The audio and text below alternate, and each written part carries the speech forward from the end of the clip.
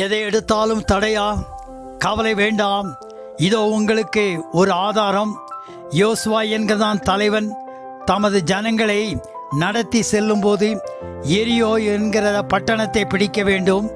ஆனால் அவர்களுக்கு முன்பாக இருக்கிற பெரிய தடை அந்த பட்டணத்தை சுற்றிலும் இருக்கிற பாதுகாப்பான கோட்டை.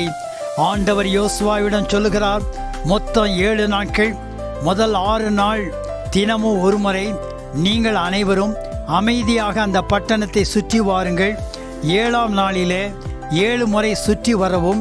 கடைசி வலம் வரும்போது எக்காலம் தொனிக்க ஜனங்கள் ஆர்ப்பரிக்கும் போது அந்த எரிகோ மதில் விழும். நீங்கள் அந்த பட்டணத்தை மேற்கொள்ளலாம். அதன்படி செய்தார்கள். கோட்டையும் விழுந்தது, பட்டணத்தையும் பிடித்தார்கள். அதே போல நம்முடைய வாழ்விலும் காணப்படுகிற திருமண தடை, வீடு கட்டுகிற காரியத்தில் சந்திக்கிற தடை, தொழிலில் தடை, பிலிசூனிய கட்டுகள், குடும்ப சாப கட்டுகள், பயங்கள் மற்றும் அதிகார மனித தடைகள் எல்லாம் இயேசுவின் நாமத்தினாலே வீழ்ந்து விலகி போகும். இது சத்தியம்.